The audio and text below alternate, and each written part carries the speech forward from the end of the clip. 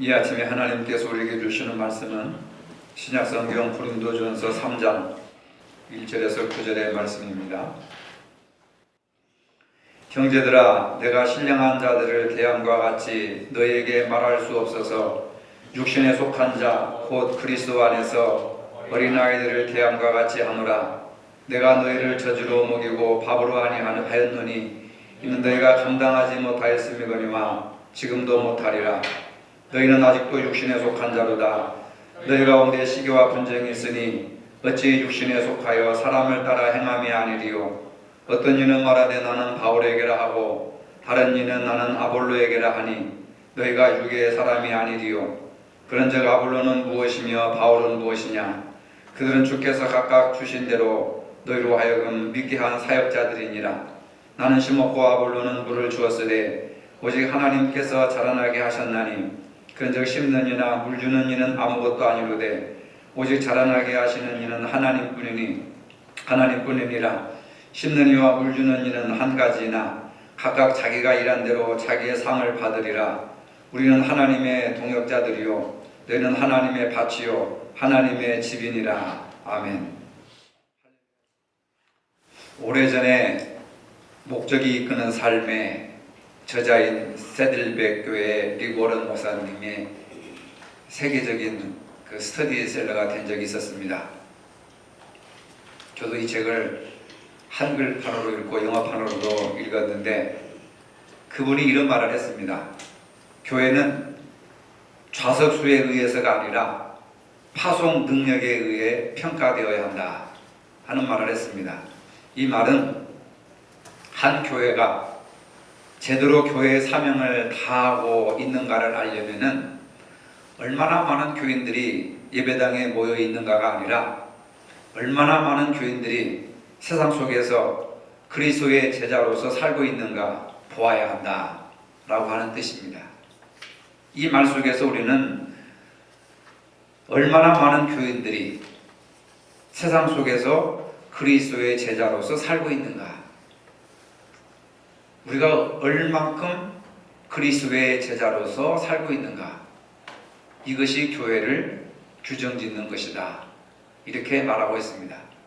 근데 많은 사람들이 오늘 교인들이 몇 명 모였고 1년 예산이 얼마고 교회 건물이 얼마짜리고 하는 보이는 것들에만 신경을 쓰고 있다 보니까 보이지 않는 영적인 가치라든지 또 제자로서의 교인들이 해야 할 마땅한 의무라든지 이런 것들은 신경을 쓰지 못하고 있습니다.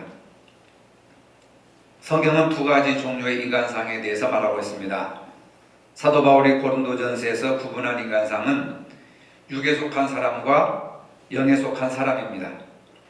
육에 속한 사람이라는 것은 자기 중심적인 기준에 머물러 있는 사람을 육에 속한 사람이고, 반면에 영에 속한 사람은 성령의 인도하심을 따르는 영적인 가치를 귀하게 여기는 사람을 가리키는 겁니다.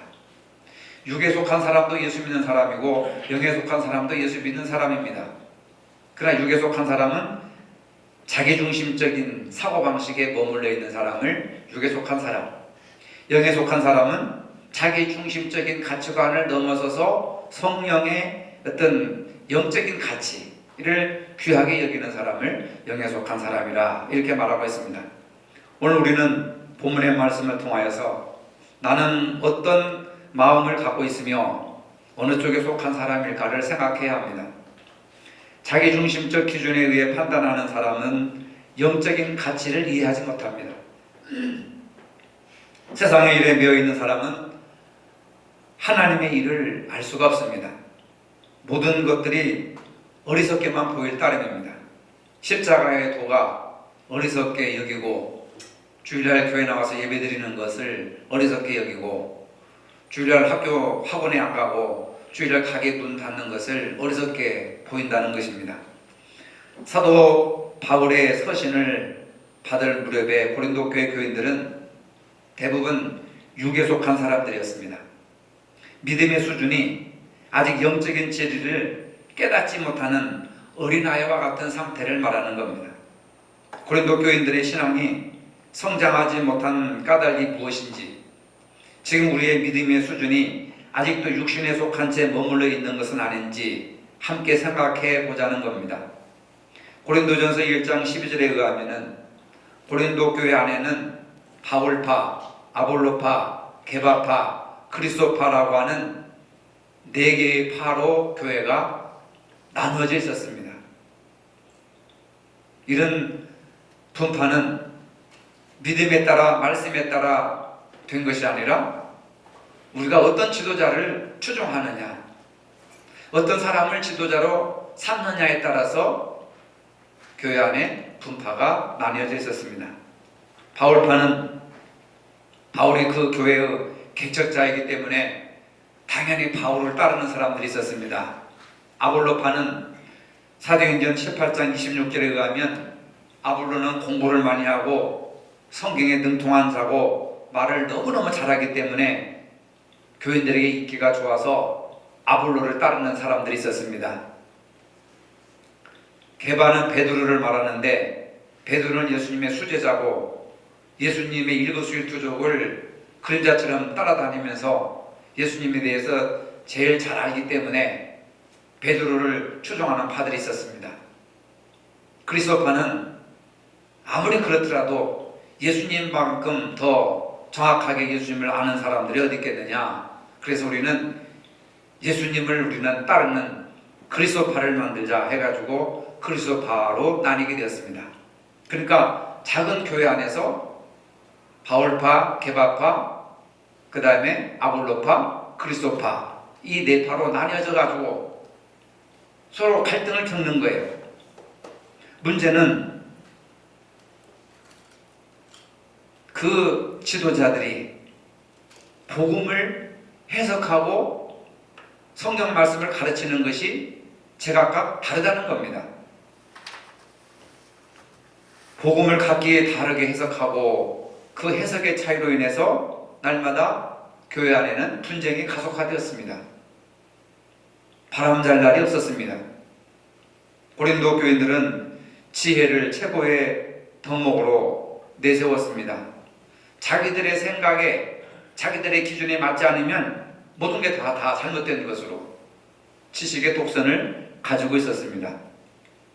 고린도 사람들은 복음을 받았으면서도 그 복음의 주체이신 하나님에 대한 믿음이 부족했습니다. 오직 눈에 보이는 사람, 지도자의 명성에 의지하여 그를 따르는데 급급했습니다. 그러다 보니 당파가 생기고 그 가운데 시기와 분쟁이 일어나게 되었습니다.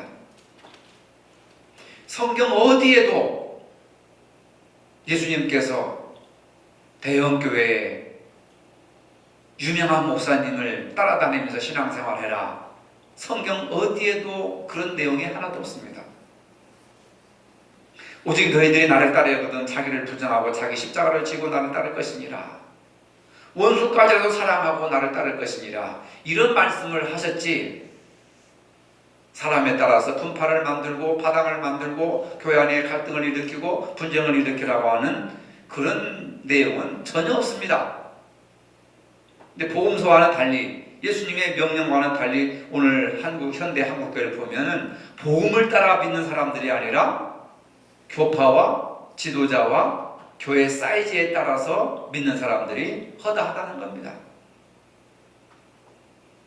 하나님의 은혜는 잊어버리고 자기들이 세운 사람을 높이고 그를 따르면서 상대방을 비난하기에 바빴습니다. 하나님의 복음 사역에는 아볼로나 바울이 누구냐가 중요한 것이 아닙니다. 이들은 다만 사역자들일 뿐입니다. 여기서 사역자라고 하는 말은 디아코니아라고 하는 말인데, 지금으로 말하자면 집사, 안수집사 정도의 그 이야기를 하는 겁니다. 아볼로나 바울이나 주님께서 복음 증거자로 세우신 사역자들일 뿐이지 그 이상도 이하도 아니다. 6절에 보면 바울은 이렇게 말합니다. 나는 심었고 아볼로는 물을 주었고 하나님은 자라게 하셨습니다. 이게 바울의 관점이에요.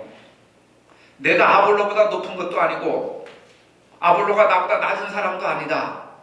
근데 왜 당신들은 나를 따르고 아볼로를 따르고 베드로를 따르고 그리스도를 따른다고 하면서 왜 서로 싸우느냐? 왜 서로 갈등을 하느냐?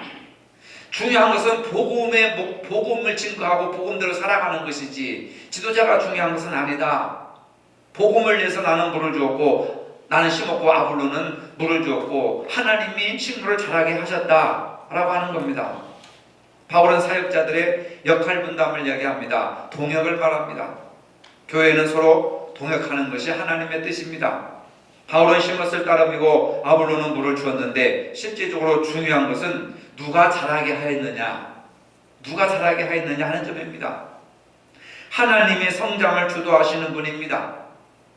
성장을 하나님과 연관시킴으로써 바울은 성장의 주제를 중요하게 보고 있는 겁니다. 누가 심었느냐가 중요한 것이 아니고 누가 물을 주었느냐가 중요한 것이 아니라 그 식물을 누가 자라게 하였느냐, 누가 자라게 하였느냐. 하나님이 자라게 하셨다.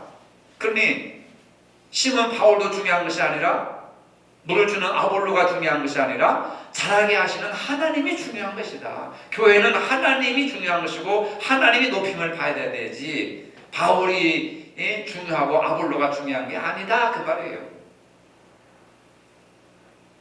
7절에 그러므로 심는 자나 물 주는 자가 아무것도 아니고 자라나게 하시는 이는 하나님뿐입니다. 심는 이는 누군가 심는 일을 해야 되고 물 주는 이도 누군가는 역할 분담을 해야 되겠죠. 그러나 그것이 아무것도 아니라는 겁니다. 자라나게 하신 분에 의하면 아무것도 아니라는 거예요. 아무리 훌륭한 지도자가 있고 그래도 하나님보다 존경받아서는 안 되고 하나님 자리에 올라가서도 안 되고 하나님 말씀보다 그 사람들의 말을 추종해서는 안 된다는 거예요. 그렇다고 목회자를 무시하고 비난하고 비하하라는 뜻은 아닙니다. 그것이 아니라 오직 하나님만 영광을 받으시고 하나님만 높임을 받아야 되는 거지 자기들 지도자가 최고라고 해서 남의 지도를 받는 사람들을 싸우고 미워하고 잘못됐다고 배척하지 말라고 하는 그런 내용입니다. 중요한 것은 누가 심었느냐 누가 물을 주었느냐 중요한 것이 아닙니다. 누가 무엇을 하든지 사람이 중요한 것이 아니라 하나님께서 개입하고 있다는 사실이 중요하다는 겁니다. 교회 안에서 누가 목사냐, 누가 권사냐, 누가 집사냐 이것이 중요한 것이 아니라 집사, 목사, 권사, 장로를 통해서 교회를 자라게 하시는 분은 하나님이시다. 하나님이시다. 이것이 중요하다는 겁니다. 하나님이 자라게 하시는 데는 목사는 아무것도 아닙니다. 심는 이도 물 주는 이도 아무것도 아니에요. 그냥 자기 사명이에요. 자기 일이에요. 자기 직분입니다. 그 사역을 통해서 교회를 자라게 하시고 여러분들의 신앙을 자라게 하시는 분은 하나님이시다. 8절에 심는 자와 물 주는 자가 하나이며 각각 일한 만큼의 보상을 받을 것이라고 말하고 있습니다. 심는 자가 더 높은 것도 아니고 물 주는 자가 더 낮은 것이 아니라는 말입니다. 이들은 하나입니다. 어떤 것은 중요하고 더 가치 있고 다른 것은 하찮은 것이 아니라는 겁니다. 각자 동등한 역할을 하고 있다고 하는 겁니다. 따라서 하는 일의 역할에 따라서 누구는 뛰어나고 누구는 그보다 못하다는 평가는 하나님의 입장에서 보면 있을 수가 없습니다. 많은 성도들이 성경에 기록된 하나님의 말씀보다는 우리 목사님이 이렇게 말씀했습니다. 어느 목사님이 이렇게 말했습니다. CBS에 나오는 방송에 나오는 어느 목사님이 이랬습니다. 그걸 진리처럼 받아들이고 있는 거예요. 굉장히 위험한 내용이 위험한 생각입니다. 자, 9절에 보면 우리는 하나님의 동역자요 여러분은 하나님의 밭이요 하나님의 집이기 때문입니다. 교인들의 파당을 결성할 만큼 바울과 아볼로가 서로 경쟁적인 지도자는 아니었습니다. 이들은 서로 원수가 아니었습니다. 누가 높은가 경쟁하는 그런 사람들이 아닙니다. 밑에서 그렇게 막 만드는 거예요. 우리가 추종하는 바울이 최고다. 우리가 추종하는 아볼로가 최고다.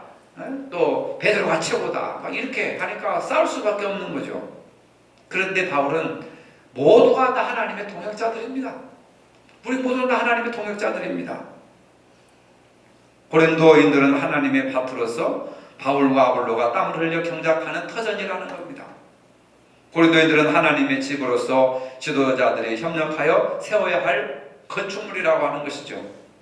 바울은 비장한 마음으로 말합니다. 1절부터 4절까지 형제들아 내가 신령한 자들을 대함과 같이 너희에게 말할 수 없어서 육신에 속한 자 곧 그리스도 안에서 어린아이들을 대함과 같이 하노라. 지금까지 제가 이야기한 그 배경을 깔고 바울이 이제 비장한 마음으로 설교를 하는 겁니다. 내가 너희를 저주로 먹이고 밥으로 아니하였노니 이는 너희가 감당하지 못하였거니와 지금도 못하리라. 너희는 아직도 육신에 속한 자로다. 너희 가운데 시기와 분쟁이 있으니 어찌 육신에 속하여 사람을 따라 행함이 아니리요. 어떤 이는 말하되 나는 바울에게라 하고 다른 이는 나는 아볼로에게라 하니 너희가 육의 사람이 아니리요. 사람을 따라 신앙생활하는 것이 육신에 속한 사람이고 어린아이와 같은 신앙을 가진 사람이다, 이렇게 말하는 거예요. 육신에 속한 자, 어린아이들 동행합니다. 3절에 보면은 바로 그들 안에 시기와 분쟁이 있습니다.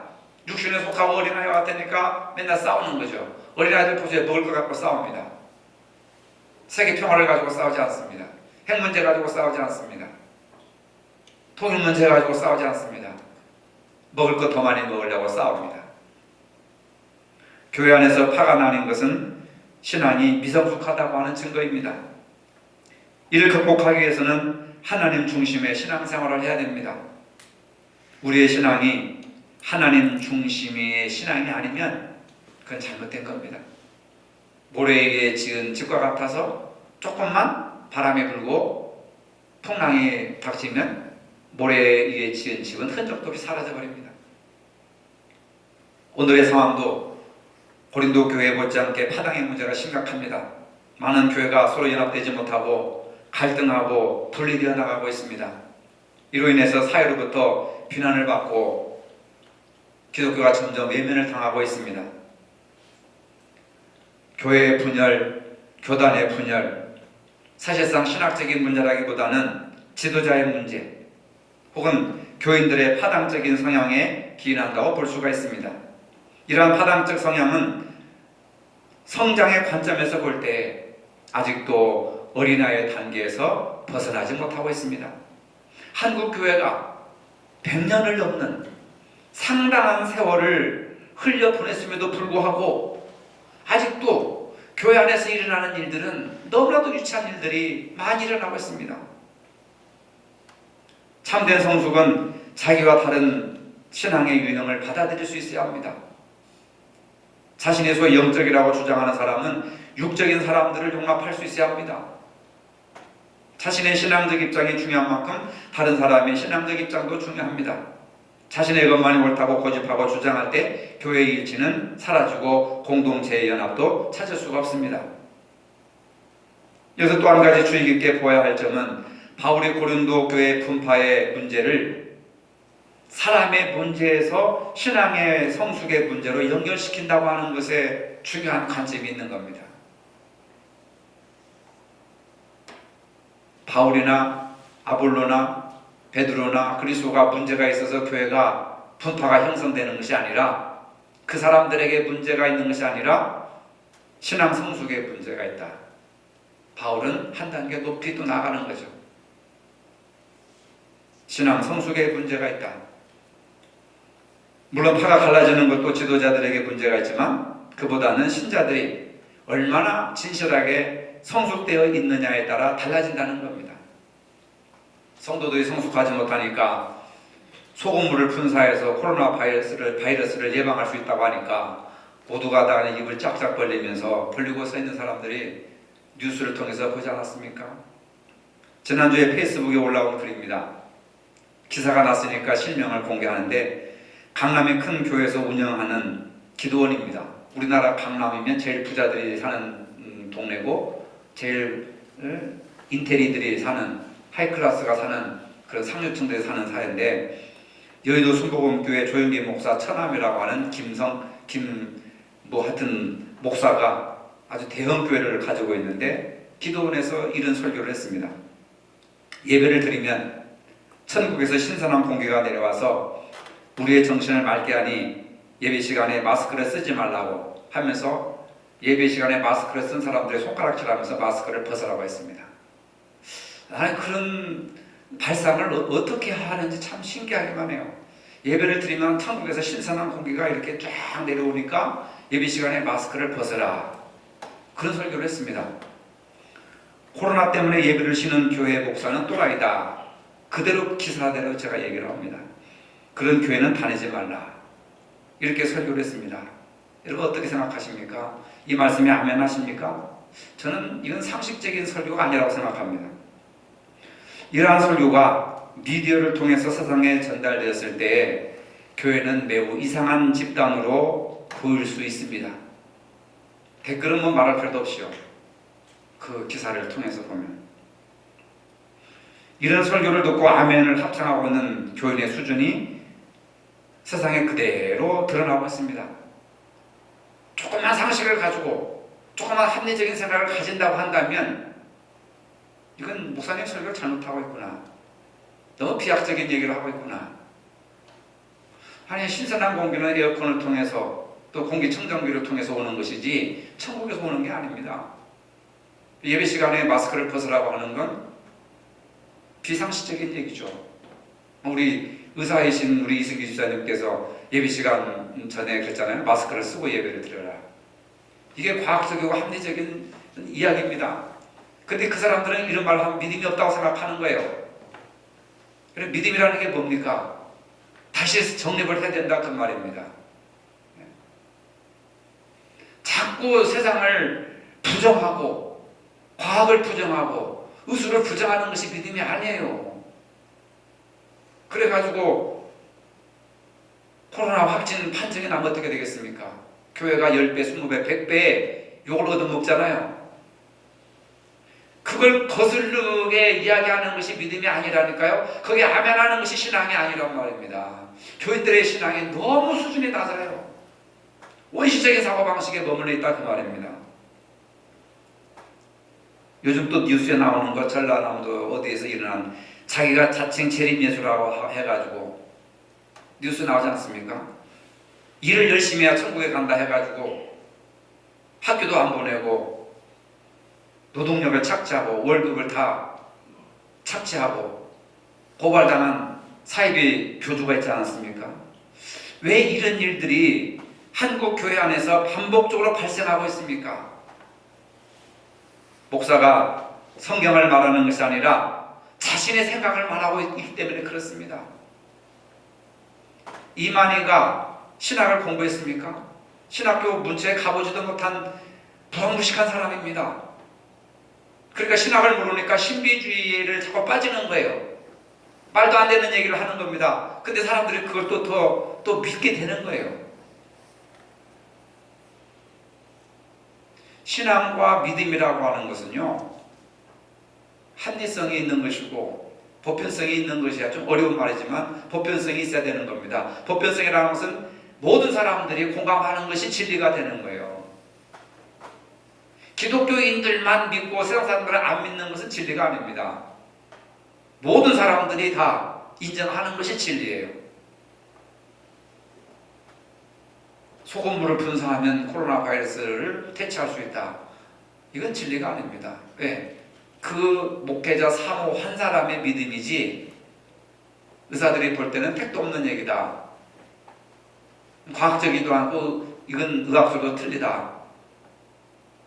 일을 열심히 해야 천국에 간다 해가지고 노동력을 착취해가지고 돈을 챙기는 그건 진리가 아닙니다. 그 사람들은 그걸 진리로 받아들이고 있는 거예요.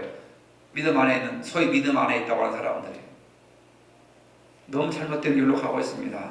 매우 위험한 생각입니다. 지도자도 마찬가지고 그를 따르는 추종자들도 마찬가지입니다. 바울은 아볼로나 케바를 공격하거나 자신의 정당성을 옹호하는 방법으로 하벌의 문제를 해결하는 것이 아니라 성도들에게 참된 성숙의 의미를 깨우쳐 줌으로써 공동체의 연합을 모색하고 있습니다. 우리는 교회에서 영적 성장에 대해서 많이 듣습니다. 그러나 아기들이 먹는 우유밖에 공급받지 못한다면 어떻게 성장할 수가 있겠습니까? 우유는 일정 기간 동안은 좋은 음식이지만 아이가 성장하기 위해서는 영양가가 더 많은 다른 다양한 음식을 섭취해야 건강하게 자랄 수가 있습니다. 평생 동안 우유를 먹을 수가 없지 않습니까? 우리는 잠시 멈추어서 지금 우리가 무엇을 먹고 싶어 하는지 생각해야 됩니다. 매주마다 매일마다 우유 같은 음식만 먹고 싶어 하는 것은 아닌지, 어린아이처럼 그 수준에 머물러 있고 싶진 않은지 우리가 한번 생각해 봐야 합니다. 지금 우리가 하고 있는 일들을 하나님께서 정말 기뻐하시는지 그렇지 않는지 하나님께 기도해야 됩니다. 바로 그것이 기도의 시간이고 큐티의 시간입니다. 우리는 하나님의 음성을 듣고 그분이 기뻐하시는 일만 해야 됩니다. 그리스도인 개인이나 가정, 교회는 더욱더 그러한 길로 나가야 되지요. 우리는 대개 자기가 먼저 계획을 세워놓고 기도합니다. 주님, 제가 이런 계획을 세웠는데 이 모든 것들을 이루어 주시옵소서. 그렇게 기도해놓고 안 되면 또 실망을 하게 되고, 그러나 우리는 이렇게 기도해야 됩니다. 좀 더 성숙한 사람의 기도는 주님, 제가 어떤 일을 하기를 원하십니까? 묻는 거예요. 내가 계획을 세워놓고 이루어 주실 것을 믿습니다가 아니라 주님, 제가 어떤 일을 하기를 원하십니까? 근데 우리는 묻는 기도에 익숙하지 못해가지고 자기 생각을 일방적으로 얘기하고 선포하는 것이 기도라고 생각합니다. 그래서 기도가 연설이 될 수 있고 정치적인 견해가 될 수 있고 교인들에게 하고 싶은 자기 소견을 발표하는 시간이 될 수 있고 잔소리하는 시간이 기도 시간이 되는 거예요. 주님, 제가 어떤 일을 하기를 원하십니까? 이런 상황 속에서, 이런 형편 속에서 주님, 제가 어떤 일을 하기를 원하십니까? 주님, 제가 무엇을 해야 될까요? 이 나라가 이렇게 어려운데, 교회가 이렇게 어려운데, 가정이 이렇게 심란한데 주님, 제가 어떻게 하기를 원하십니까? 목사로서, 아버지로서, 남편으로서, 자녀로서 주님, 제가 어떤 일을 하기를 원하십니까? 물어야 됩니다. 한 번도 우리는 묻는 기도를 하지 않습니다. 그냥 달라는 대로 주시옵소서, 주시옵소서, 주시옵소서. 그러니까 하늘에서 신령한 공기가 내려와서 마스크를 벗어야 된다고 하는 이런 엉뚱한 방향으로 나가는 거예요. 거기에 집단적으로 중독돼가지고 체면이 걸려서 아멘, 아멘, 아멘 하는 거예요. 그런 수준의 기독교란다면 빨리 벗어나야죠. 정말로 주님의 말씀, 하나님의 말씀이 선포되는 그러한 신앙을 찾아야 되지 않습니까? 바울은 고린도 교인들에게 아직 우유를 먹어야 하는 아이들이라서 단단한 음식을 줄 수 없다고 말합니다. 그 증거로 고린도 교회 안에는 음행의 문제, 시기와 분쟁의 문제, 결혼 문제, 우상에게 바쳐진 음식을 먹어야 되느냐 말아야 되는 문제, 방종의 문제, 여인들이 어떤 옷차림을 해야 되느냐 하는 문제, 성만찬의 남용의 문제, 잘못된 은사 사용하는 문제, 부활에 대한 논쟁의 문제, 연보, 헌금을 어떻게 사용하느냐, 이런 다양한 문제들이 있었습니다. 그런데 이런 문제들을 가지고 서로 싸우는 거예요, 교회가. 그러니까 바울은 어린아이와 같은 고린도 교인들에게 젖밖에 먹일 수가 없다고 한탄합니다. 영적으로 성장하여 단단한 음식을 먹는다는 것이 무엇인지 바울이 그걸 가지고 가슴을 치는 거예요. 아직도 너희들이 이런 문제를 가지고 싸우고 있느냐? 언제까지 우유만 마실래? 평생 우유만 먹다가 죽을 것이냐? 주님을 따른다고 하는 것은 굉장히 어려운 일입니다. 오늘 본문 마지막 절은 우리를 향하여 이렇게 말합니다. 너희는 하나님의 밭이요 하나님의 집이라. 우리는 교회에 속한 일꾼이므로 하나님의 밭이 되고 하나님의 경작지, 농장이 된다는 겁니다. 성경에 자주 나오는 포도원 비유도 하나님의 밭입니다.